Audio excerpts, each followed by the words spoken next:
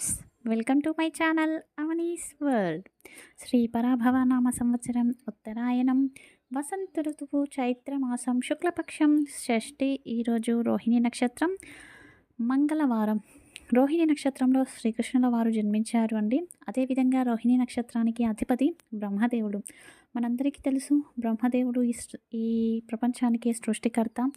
ఈ బ్రహ్మదేవుని నామాన్ని జపించడం వలన జ్ఞానం ప్రాప్తిస్తుంది, భవిష్యత్తు బాగుంటుంది. మనకి ఏదైతే మనం కావాలనుకుంటామో అవి మనకి త్వరగా ప్రాప్తిస్తాయి. ఓం పరబ్రహ్మాయ నమః. ఓం పరబ్రహ్మాయ నమః. ఓం పరబ్రహ్మాయ నమః. అందరూ కూడా ఈ నామాన్ని చక్కగా జపించండి. ఇక ఈరోజు మంచి మాట.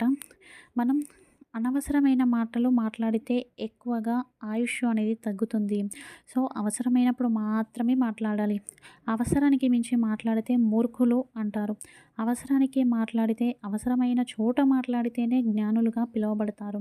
సో మనల్ని అర్థం చేసుకునే వాళ్ళకు మాత్రమే మనం మంచి చెప్పాలి. ఒకరితో మాట్లాడితే మనకు తృప్తి కలగాలి, ఆనందం కలగాలి, ధైర్యం కలగాలి, జ్ఞానం కలగాలి. అలాంటి వారితో మాత్రమే మనం మాట్లాడాలి.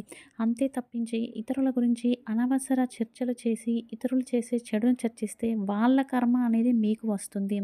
ఒక గ్రామం ఉంటుంది. అక్కడ పండితుడు మంచి ప్రవచనాలను బోధిస్తూ ఉంటాడు. అక్కడ ప్రజలకు ఏదైనా కష్టం వస్తే తన వంతుగా ఏదైనా మంచి చేయడం, పూజలు పరిహారాలు చెప్పడం చేస్తూ ఉంటాడు. ఇక ప్రజలంతా కూడా అతన్ని దైవ స్వరూపులుగా భావిస్తారు. అక్కడ ఇద్దరు యువకులు ఉంటారు, పరమ మూర్ఖులు. ఒకరోజు గురువు గారి దగ్గరకు వచ్చి ఇతను ప్రశ్నలకు సమాధానాలు చెప్తున్నాడు, కష్టాలను తీరుస్తున్నాడు అని చెప్పేసి అతని దగ్గరకు వచ్చి ఏదో అడుగుతూ కాలాన్ని సమయాన్ని వృధా చేస్తూ ఉంటారు. ఇది గమనించిన ఆ పండితుడు మౌనంగా ఉంటాడు, వారు ఏ ప్రశ్నలు అడిగినా. ఇక ఆ యువకులు, మీరు అందరికీ సమాధానాలు ఇస్తున్నారు, మాకు సమాధానాలు ఇవ్వట్లేదు అంటే, నేను నేను మాట్లాడే ప్రతి మాటను కూడా ఇతరులకు పంచుతాను. నా జ్ఞానాన్ని, నా శ్రమను వ్యర్థం చేసుకోను.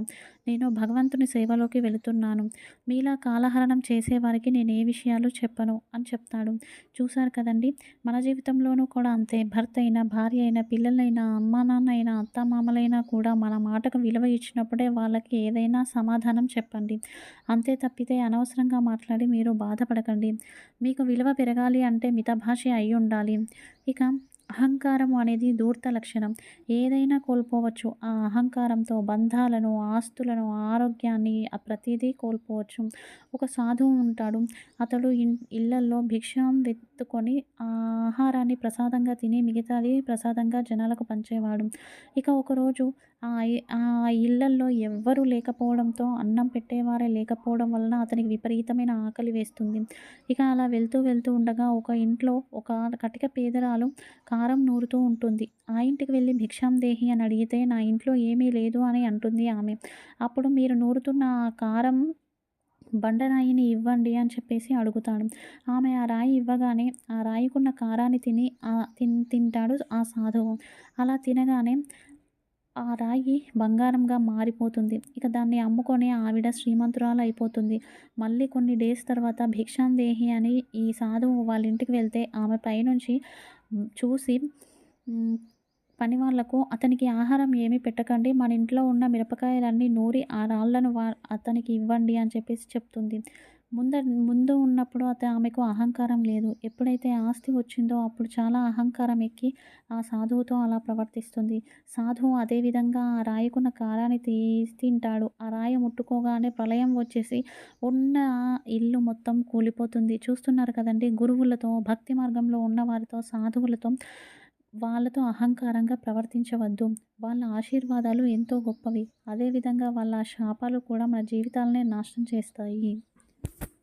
ఇక ఈరోజు మన సంప్రదాయంలో భాగంగా భర్త అదృష్టవంతులు అవ్వాలన్నా, అలాగే పుత్రులు విద్యావంతులు అవ్వాలన్నా, ఇంట్లో ఉన్న మగవారు ఆర్థికంగా బాగా నిలదొక్కుకోవాలన్నా, విద్యాపరంగా, ఉద్యోగపరంగా నిలదొక్కుకోవాలన్నా ఆ ఇంటి గృహిణి మీద ఆధారపడి ఉంటుంది. ఏ ఇంట్లో అయితే గృహిణి స్త్రీ ఆహారం తీసుకోక ముందుకు ఉదయాన్నే స్నానం చేసి తులసి దీపాన్ని వెలిగించి తులసి పూజ చేస్తుందో ఆ ఇంట్లో మగవాళ్ళు శ్రీమంతులుగా అవుతారు. ఇక ఈరోజు వాస్తు పరిష్కారం అండి. మనం ఇంట్లోకి వెళ్ళేటప్పుడు ఇంటి చుట్టూ అష్టదిక్పాలకులకు పూజ చేస్తూ ఉంటారు. ఆ వాస్తు దేవునికి మనం పూజ చేసినప్పుడు అష్టదిక్పాలకులు వచ్చి ఆ 8 దిక్కులను అలంకరిస్తారు. వాస్తు బాగుంటేనే అష్టదిక్పాలకులు ఆ స్థలాలను అలంకరిస్తారు. ఒకవేళ వాస్తు బాగా లేకపోయినా ఏ ఒక్క దిక్కున కూడా అష్టదిక్పాలకులు లేరనుకోండి, అప్పుడు మనకి కష్టాలు వస్తాయి. సో, దీనికోసం శ్రీవాస్తు యంత్రాన్ని పెట్టుకుంటే మంచిది. ఇక ఈరోజు తారాబలం అండి. ఇక ఈరోజు మనం నిత్య నక్షత్రం, రోహిణి నక్షత్రం, అశ్విని మఖ మూల నక్షత్రం వారికి క్షేమతార, భరణి పుబ్బ పూర్వాషాఢ నక్షత్రం వారికి విపత్తార, కృతిక ఉత్తర ఉత్తరాషాఢ నక్షత్రం వారికి సంపదతార, రోహిణి హస్త శ్రవణ నక్షత్రం వారికి జన్మతార, మృగశిర చిత్త ధనిష్ట నక్షత్రం వారికి పరమమిత్రతార, ఆరుద్ర స్వాతి శతభిష నక్షత్రం వారికి మిత్రతార, పునర్వసు విశాఖ పూర్వ భాద్ర నక్షత్రం వారికి నైదనతార, పుష్య అనురాధ ఉత్తరభద్ర నక్షత్రం వారికి సాధకతార, ఆశ్లేష జ్యేష్ఠ రేవతి నక్షత్రం వారికి ప్రత్యక్తార.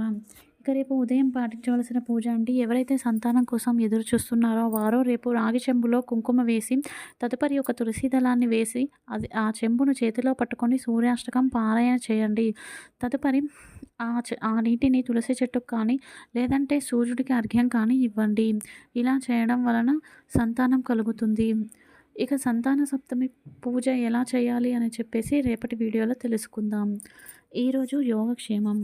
ఈరోజు సాయంత్రం ఎవరికైతే ఉద్యోగం కోసం ఎదురు చూస్తున్నారో వారు, అదేవిధంగా ఉద్యోగంలో ఉన్న వారికి ఉన్నత అధికారం కోసం, ప్రమోషన్స్ కోసం, కష్టానికి తగ్గ ప్రతిఫలం కోసం ఈరోజు సాయంత్రం ఏదైనా గురుదైవం ముందు నెయ్యితో దీపారాధన చేసి పసుపు రంగు పుష్పాలతో పూజించాలి. తదుపరి గురు పాదుకా స్తోత్రాన్ని పారాయణ చేయడం వలన కష్టానికి తగ్గ ప్రతిఫలం అనేది ప్రాప్తిస్తుంది.